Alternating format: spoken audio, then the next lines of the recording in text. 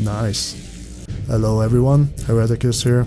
Now this video is a bit unscripted. Narrated videos are not really my thing. As you can see on my channel, most of it is not narrated. So forgive me if my thoughts are a little bit jumbled. This is not something I'm used to. Now I have live streamed the game for about 5 to 6 hours, which is about halfway through the game.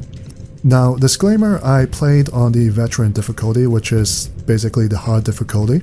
And I should note that there won't be any spoilers in this video. I'll be avoiding as many spoilers as possible. However, I will show clips from the prologue, and I believe it's chapter 1 and chapter 2. But it's not really anything too spoilerish. It's stuff that you've seen in the trailers anyway, so hopefully that would be fine. And the third disclaimer is that this video is not sponsored in any way. I was not given early access or anything, so this is going to be purely my own opinion, and it's going to be my honest opinion. So for those people who are still waiting on the game to release fully, I hope this helps you out on deciding whether to actually get the game. The quality on the stream really undersells the game. The game does look excellent, and not only that, it does a very good job of portraying the Warhammer 40,000 world. Not only in terms of the Gothic architecture, which is basically the styles, you really get a good sense of the grand scale in Warhammer 40,000 as well. Not only are you a space marine, so you're towering, absolutely towering over normal guardsmen and normal people, you look quite large next to tanks as well. So when you stand next to transports like chimeras or even Leman Russ battle tanks, which is not surprising because I believe the developer worked on the DayZ game, which was quite famous for the zombie hordes rushing at you, and in this case I feel like that they pulled this off really well. The Tyranids all come in and it looks really cinematic, and in your mind you would think that, hey, these Tyranids are just here for cinematic reasons, right? This is just part of the backdrop. And suddenly, as they're all coming over the wall, you realize that, no, these are all enemies that are going to be trying to kill you, and you have to fend them off, which is quite excellent. And not only is the outside world where the combat happens looks very detailed, you have lots of details going on inside of the battle barge itself. So the battle barge, if I am remembering this correctly, the battle barge is called the Battle Barge Resilient, and it's modeled beautifully inside, and it's quite rare for people to see how the Space Marines interact with each other and their day-to-day activities. Now, mind you, it does look a little bit weird. You get Space Marines standing around kind of like guardsmen, just with their arms folded.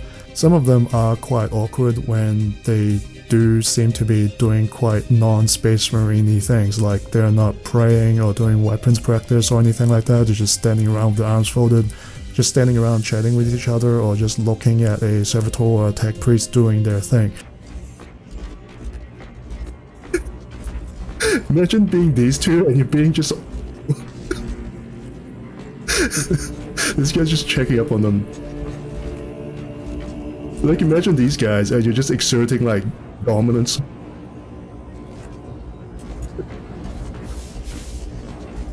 Oh, poor bastards. Okay, what are these guys doing? But I think overall it does give off the feel of a chapter monastery. In terms of the game's aesthetic itself, I would probably rate it about a 8 out of 10, and I would give it a 9 or even a 10 out of 10. For some reasons I would later go through in details, basically just mainly issues with the Ripper level. It's just mainly issues with the, I think, chapter 2 level with the Rippers. This is not a spoiler, by the way. This was shown off in the trailer with the flamethrower, I believe, so it's not really a big deal.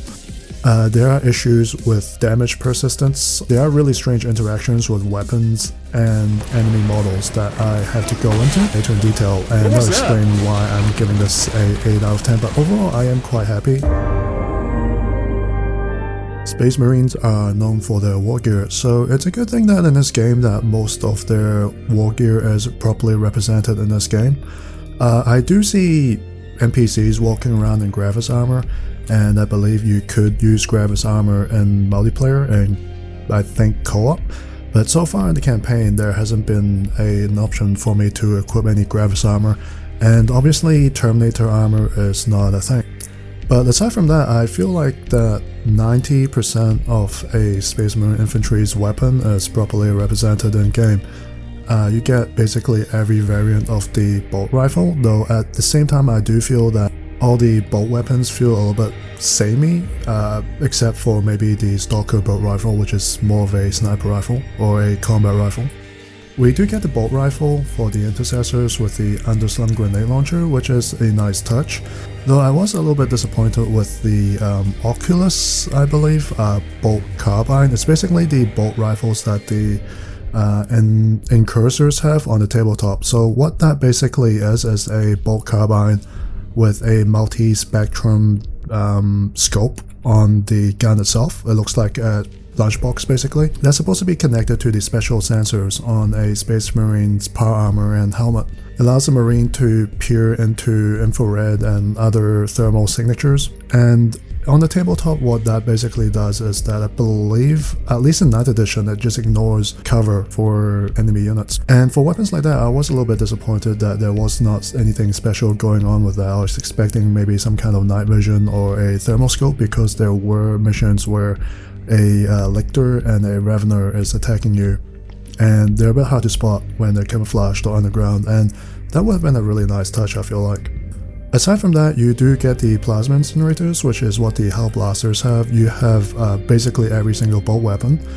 You do have the Prior Blaster, which is the new flamer weapon, and you get all the melter rifles, which the Eradicators have, which is actually quite interesting because the Space Marine units equipped with melter rifles are usually equipped in Gravis armor, so it's quite novel to see a Primaris Marine wearing standard power armor using a melter rifle, though I don't think it's too outrageous since Gravis armor it's basically 90% intercessor armor anyways, not like Terminator armor versus normal power armor. So I can see that happening, it's perfectly fine. However, since the WARGEAR is more Primaris centric, I don't believe that there will be any last cannon equipped Primaris Marines coming in this game or in the near future, as there is no model like that represented on the tabletop currently. On that note, however, I do feel like it's a little bit strange that the Desolators, which are the Primaris Marines with the large rocket launchers, are not in the game. I'm guessing that it's because it's a bit more of a recent addition and they just didn't make the cut. Or it could be perfectly reasonable that they were not in the game because they're a bit harder to balance. The rocket launcher is quite bulky and the other arm is occupied by another thingamajig that looks like a Nerf gun. So that could be a perfectly reasonable reason why it's not in the game, though I will not be surprised if they end up having that in a DLC one day, as maybe like a heavy weapons option. For the pistol weapons, it's very standard. You have the bolt pistol, and you have a very nice addition, which is the heavy bolt pistol, which is something that the Reavers have. And on the tabletop, it deals about double the damage of a normal bolt pistol, which is properly reflected here. I feel like it's a little bit hard to aim, but when you get the shots off, it does stagger. It does do a little bit of damage. So I don't mean to say stagger, but it puts them, it deals a bit more damage, so it becomes easier to execute an enemy. However, the magazine is a lot smaller. I believe you only have about 8 shots. Then aside from that, you have the plasma pistol and the normal bolt pistol. So if you've played Space Marine 1, you'd be used to these. I am a little bit disappointed that there were no hand flamers, because hand flamers were intercessor sergeant weapons, which would be a pretty nice addition. But looking at how the Prior Blaster works, and it is something I'm going to get to later, okay? And looking at how that worked, I think it's probably a good thing. And the other addition that I really wanted was the Infernal Pistol, which is basically a melter pistol. A melter rifle in the shape of a pistol. So that would have been quite nice to pair along with like a jump jet, and you could just roleplay as like a sanguinary guard or something when you're in multiplayer, and it'll generally be quite useful trying to kill Tyranid warriors and counterfacts and all that with it. I think it'll be quite neat. And then as for the melee weapons, I feel like this is the part that kind of disappoints, because this is a game that really focuses on the melee. The range combat is not very good, I have to say. One is the issue of aiming, and the second one is that, at least in the veteran difficulty, even gaunts take up quite a few shots to kill. So like a gaunt will take about 3 to 4 bolt shells to kill, which if you're used to playing Dark Tide, it just feels a little bit off. And it's just mainly that and the shooting accuracy being sort of either terrible or when you zoomed in it's sort of manageable. Melee is going to be the main thing you're going to fall back to in most situations. So I would have imagined that there would have been more melee options, but I believe there's only 4 right now, which is quite disappointing. So you have the normal chainsword. Yeah, once again, if you played Space Marine 1, you know what we're dealing with. And so you also have the power sword. I believe you have the combat knife, which is what the Reavers also have, and it's just a basic Space Marine close combat weapon, but you would want the chainsword most of the time anyways, because if you can get a chainsword if you can get a close combat weapon or combat knife, a chainsword is usually not. And the 4th weapon would be the Thunder Hammer, which is making a return from Space Marine 1. And speaking of Space Marine 1, if you've played Space Marine 1, then you would have known that there's a power axe in the game which does not make a comeback this time, which is quite disappointing. Like, especially with the addition of Chaos skins and the Chaos faction and multiplayer, a lot of people were really hoping for things like chain axes or power axes, or maybe even power mauls if you're cosplaying as a chaplain. Warhammer really does have a lot of melee weapons, and I'm just guessing here, they're going to be added as DLC. Maybe there's going to be like a proper chaplain class that we could perhaps purchase, and that's where they're going to be added on. And aside from that, I do want to see things like lightning claws and power fists as well, because these are things that are also quite iconic to the Warhammer 40,000 universe. You really can't have Warhammer 40k without like the power fist, with the whole, especially when you consider one of their most iconic images or pictures is basically the Crimson Fist standing on a pile of corpses with their power fist pumped up into the sky. That's one of their most iconic pictures, and it's kind of hard to imagine that they'd release a game without a power fist, so that was a little bit of a downer. So in terms of WARGEAR selection, I'll really be rating this about a 6 to a 7 out of 10. And I think in the future, if they add in maybe 2 options into each class, which is basically 2 options for range, 2 options for melee, 2 options for pistols, I'll probably rate it a 9 out of 10. And to get 10 out of 10, I guess, throw in some Terminator armor and all that. And now onto the actual meat of the game, which is the combat. After all, it is called Warhammer, so war, killing is probably 90% of the whole thing, but that's just me. And this is where I feel like things kind of fall apart a little bit. And before I start, I want to just let everyone know that if you are planning to play this game, in single player, do not go on the veteran difficulty. Just let me give this advice now. Play on the normal difficulty, get used to the game. Maybe after you've beaten the game, you can go back and play veteran difficulty. And this applies even for veterans of Space Marine 1, just purely due to how the game is really set up for co-op, which Space Marine 1 isn't. So the combat itself is actually really, really nice, and it feels very cinematic, but at the same time it feels really clunky in some ways. You will get parrying indicators sometimes, but a lot of other times you don't really, and these parrying indicators can happen in the middle of an animation lock. And this is really my greatest gripe about the game, is the animations. They're beautifully animated. You really do feel the weight behind every swing. You do feel like a Space Marine every time you attack. You basically just throw gaunts around like they're babies, and it feels really good and extremely brutal, which depicts 40k combat with Space Marines very well in my opinion. However, in this case, I feel like they have the weight and power behind a Space Marine attacking, but it somewhat did a poor job of the finesse of a Space Marine as well, because you have to remember that Space Marines are Blade Masters. They're not like Ogrins who go around swinging in the direction. And not only are they powerful, they have the expertise, they have the speed and the finesse, and this is what makes them into powerful warriors. But unfortunately, sometimes I do feel like they are very, very clunky to play with.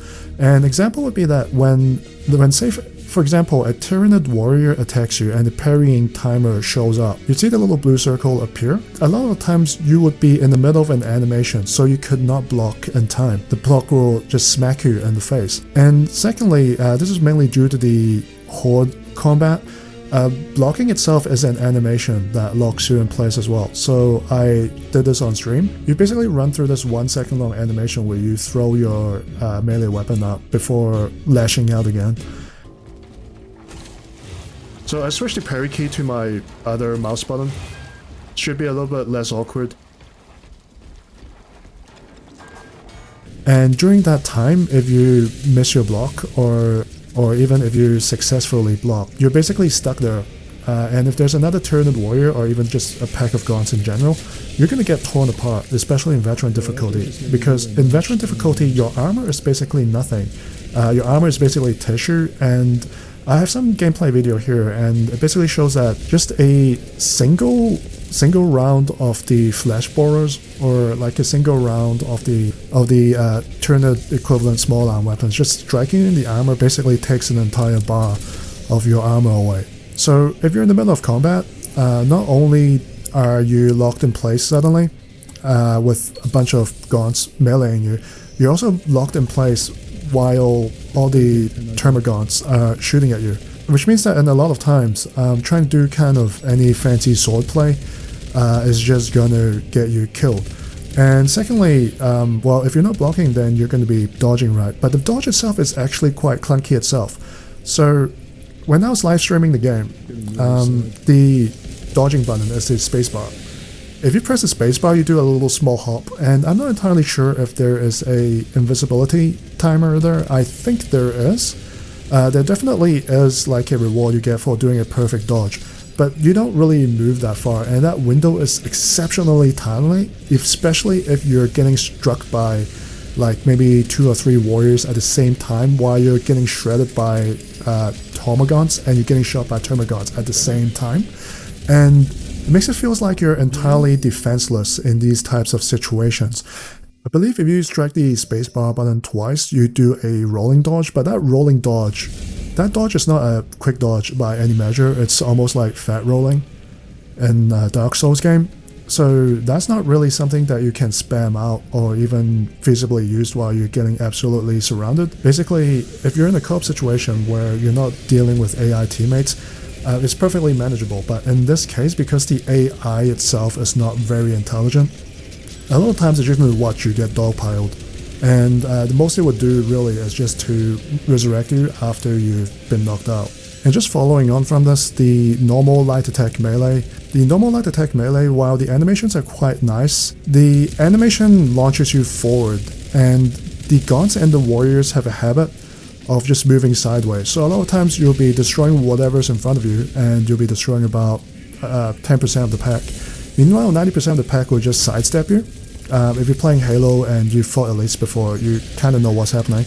The warriors and gaunts will just kind of leap back, especially the ranged ones, and you'll just be stuck swinging while they just start stabbing at your face, or they just start shooting into your face, and that feels kind of clunky. Just adds to the clunkiness overall. And this is one of the cases where I feel like the game does not represent a Space Marine too well. It's because the Space Marine is actually quite quick. These are people who are not only nimble, they're extremely fast, because you have to remember transhuman dread is a thing.